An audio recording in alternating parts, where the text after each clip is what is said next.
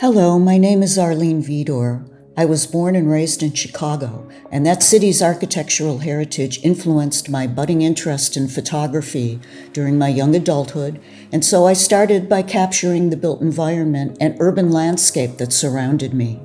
I'm still choosing my subjects based on my history growing up and connecting to my surroundings in that city.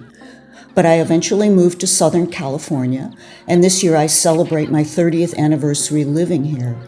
During my early days in California, the digital age dawned, and that change in the technology of photographic capture and processing facilitated a very welcome move for me into a creative place that I have always wanted to live, that is, where the camera can lie, the real becomes surreal, and the border evaporates between pure photographic capture and utter fantasy and deception.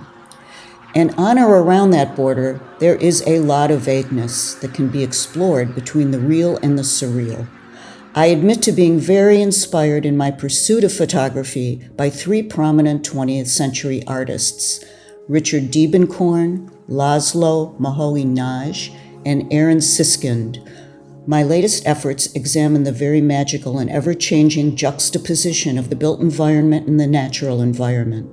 Living and working in the greater Los Angeles area gives me a never-ending opportunity to examine those transitional spaces, for better and for worse.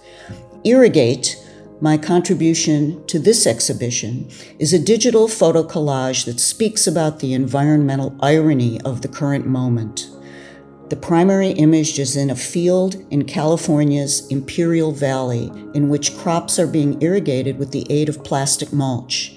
This mulching technique, part of the industrial farming practice known as plasticulture, is used on a large scale to preserve moisture, stop insect infestation, control weed growth, and even raise soil temperature to make plants grow faster.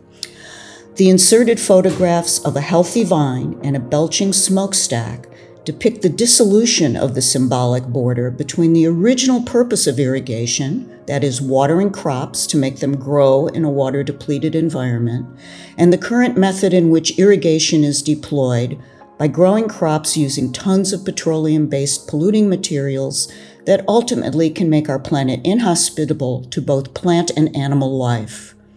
We're all sitting on the disappearing border between sustenance and poison.